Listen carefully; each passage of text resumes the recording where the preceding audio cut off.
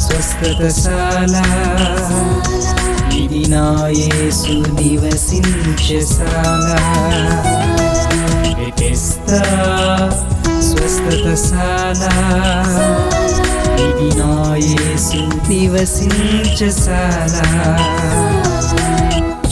ఆదరణ లేక అల్లాడిపోయే నెమ్మది లేక నలిగిపోయే వారికి ఆదరణశాల.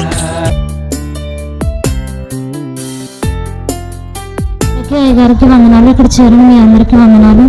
నా సాక్ష్యం ఏమంటే గ్రామ వార్డు వాలంటీర్గా నేను పనిచేస్తున్నాను. 15,000 నాకు సేవరత్న అవార్డు వచ్చింది. ఇదే నా సాక్ష్యం. ఇచ్చిన దేవునికి వందనాలు. ప్రార్థించిన అమ్మగారికి అయ్యగారికి నా వందనాలు. అమ్మగారికి వందనాలు. ఇక్కడ వచ్చిన అందరికీ వందనాలు.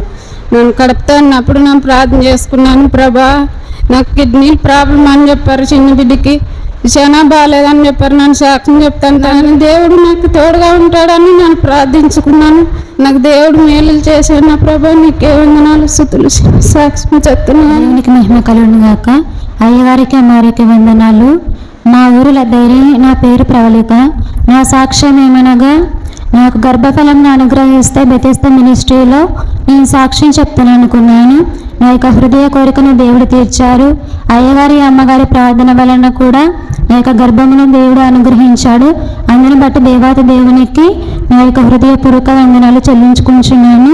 మరొక సాక్ష్యం ఏమనగా నేను ఇక్కడికి 5 monthsలో ఇక్కడికి వచ్చినప్పుడు నేను స్టమక్ పెయిన్తో, మోషన్స్తో, వామిటింగ్స్తో కూడా చాలా బాధపడ్డాను.